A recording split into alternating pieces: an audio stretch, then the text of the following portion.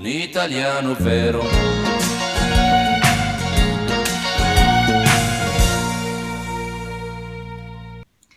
Good morning everyone, welcome back to Italian lesson with me Angie.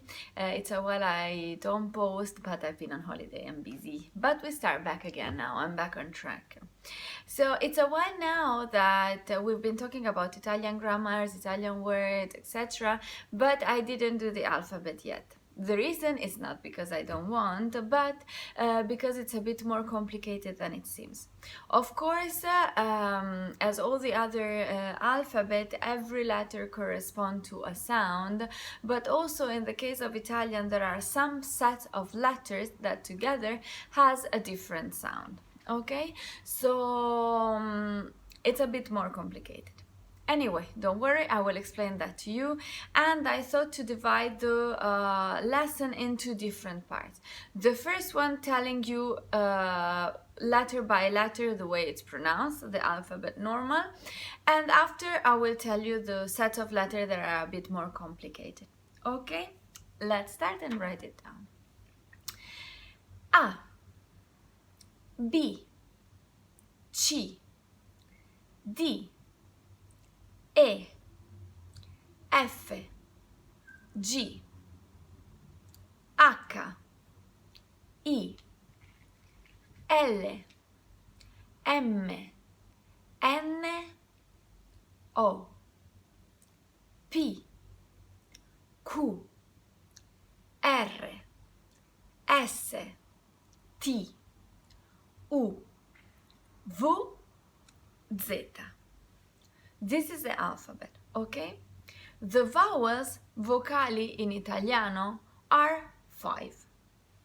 A, E, I, O, U. These are the vowels, vocali, okay? So, watch it again as many times as you need to memorize them. So now you know from now on how to pronounce, how to read, and how to spell properly. Okay, first step to Italian reading, let's say. Okay, now I will mention to you what are the tricky set of letters that might be a bit more complicated, so it's worth it to understand them before practicing it. Okay, let's start with the first tricky letter, which is the letter C. C. Okay, now we speak only, I will spell only the Italian letters. Why C is tricky? Why? Because it sounds so innocent. It's tricky because if it's followed by I or E, I and E, the sound is soft. So, for example, if I say certo, which means of course, the sound is ce, certo, okay? If I say cielo, that it's followed by I in English, the pronunciation is soft. Cielo, sky, cielo means sky, okay? So ce, ci. So ci followed by E or I, it's soft. What happens with all the other letters? With all the other letters, C is strong, okay? So differently from other languages, even H, which in Italian is H, the sound is strong, not soft, okay? So C followed by all the other letters, including H, pay attention, including H, then the pronunciation is strong. If I say casa, home, I don't say casa, I say casa. Why? Because it's followed by a letter that is not I or E. What if I say chiesa? For example, chiesa means church, the pronunciation is strong. Why? Because it's followed by H, by H, which is not I and is not E. Okay? Is it clear? So, cosa means thing, it's followed by O, so the pronunciation is strong. So the rule is that C followed by E and I, it's soft, and followed by all the other letters, including H, the pronunciation is strong. Okay, now you can't go wrong. Same rules as it comes to G. G has the same exact rule as C. G, in fact, if it's followed by A or E, it's soft. For example, gioco means game, or Genova is the city. The pronunciation is soft. G, J. While followed by all the other letters, including H, the pronunciation is strong.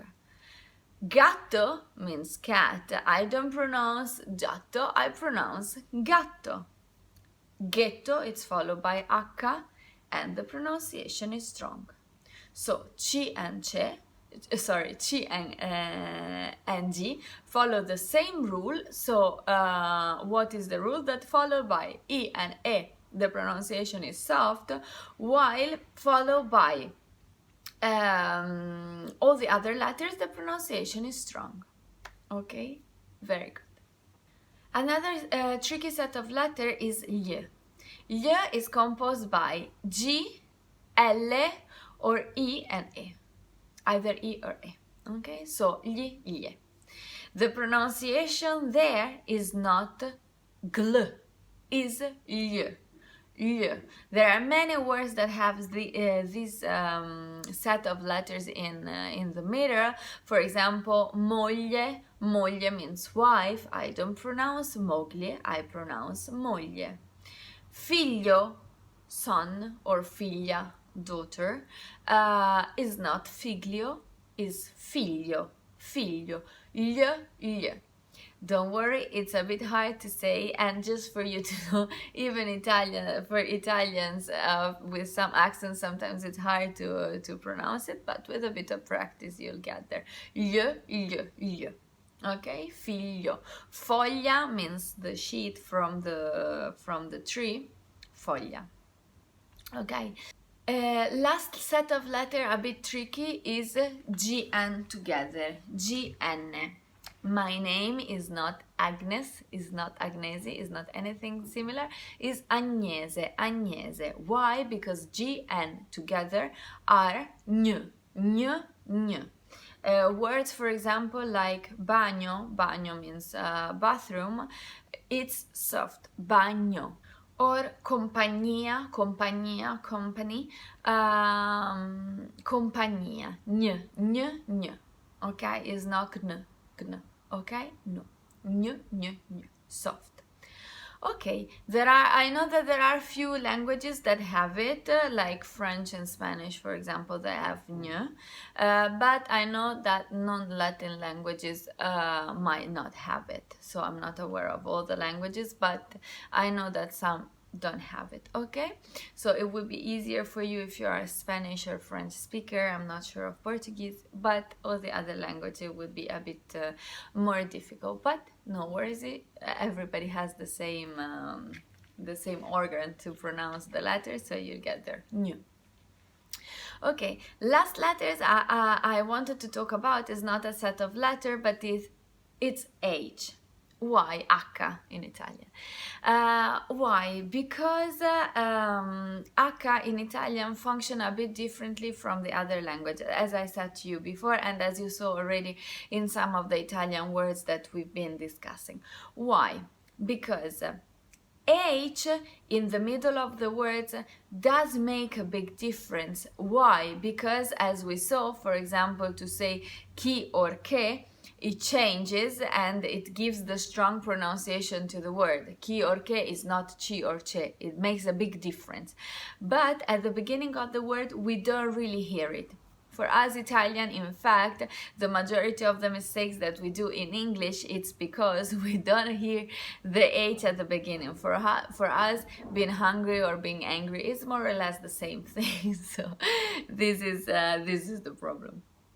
But as I was telling you, at the beginning of the word, it doesn't really make the difference. So hotel for us, hotel is hotel. I don't really hear it, okay? And plus we have, it's not an Italian word, it comes from English, and we have a word for it, which is albergo. So it's just like a borrowed word from English. But in case you will see Italian words from with H at the beginning, you will not hear it, okay? But it's very important to have it written because it gives a different meaning in case you will find it written, okay? So remember, when you see H in the middle of the word, yes, you have to pronounce it, and if it's at the beginning, not really. It's quite mute. Okay, hope this clarifies and that gives you a bit more confidence when reading and speaking and pronouncing. You will get there. Watch this as many times as you need in order to repeat and keep on practice. See you in the next lesson. Bye. Thanks for watching.